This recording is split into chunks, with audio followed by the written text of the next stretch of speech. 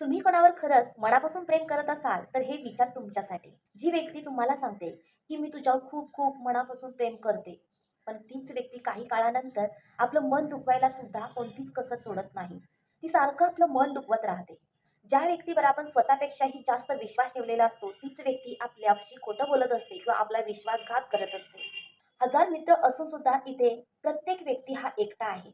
आजकाल एखाद्याच्या गुणांना बघण्याऐवजी त्याचं रंगरूप, कपड्यांना पाहिलं जातं. पण एक लक्षात ठेवा, रंगरूप आणि कपडे हे एक दिवस धोका देऊ शकतात.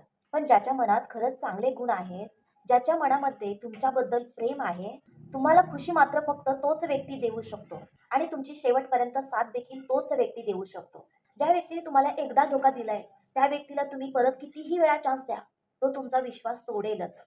ज्या व्यक्तीच्या प्रेमासाठी आपण सगळं काही लुटून देतो, त्या बदल्यात त्या व्यक्तीची आपल्याला प्रेम देण्याची लायकी पण नसते.